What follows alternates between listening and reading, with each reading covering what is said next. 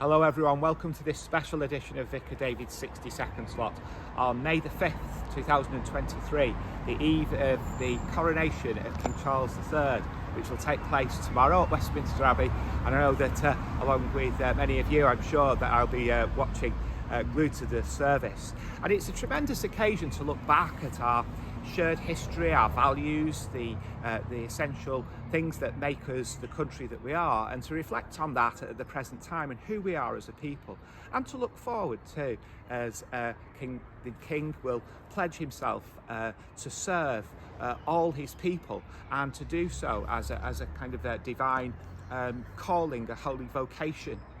And that at the heart of all this is a service that's a Christian service that's based on this promise of service, and we're invited to join in that service, to pledge our allegiance to the King in terms of our own service to other people in our country.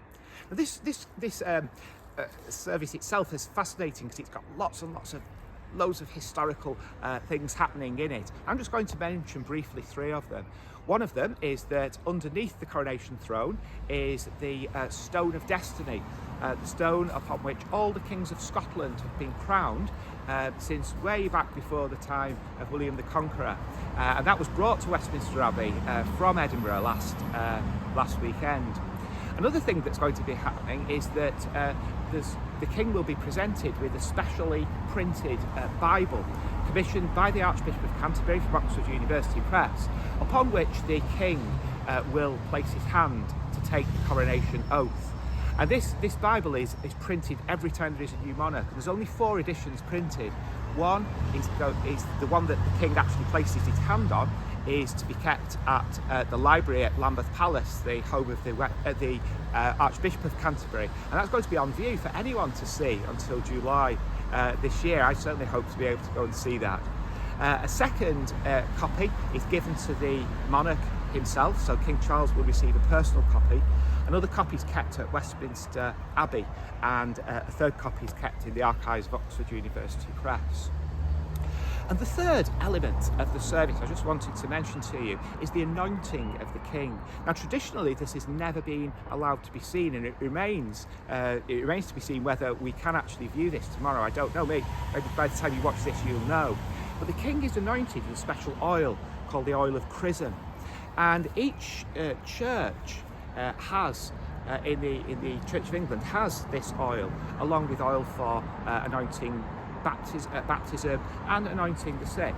This oil of chrism is used only by a bishop to anoint at confirmation and to anoint a monarch. So this is the oil that the bishop will be using when the bishop comes to our confirmation service. Now, this oil of chrism is deeply symbolic of the kind of divine promises, the divine nature of the office that Charles will be crowned, will become part of tomorrow.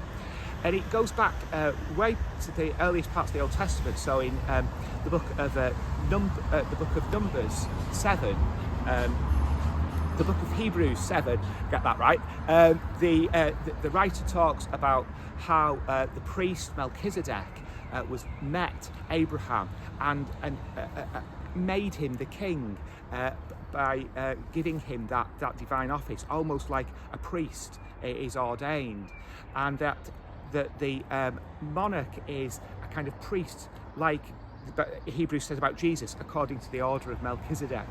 And that goes right back to Numbers. It is Numbers, where the priests say to Aaron and Moses that they are there to bless the people, and they gave them the words to bless the people. And the words are these, which I'm going to say now as we say a prayer, a blessing for King Charles and Queen Camilla, and for each person who is part of this country, who shares in that mission of care and of service. So the Lord bless you and keep you. The Lord make his face to shine upon you and be gracious unto you. The Lord raise his countenance upon you and give you peace. Thank you for watching, and God save the King.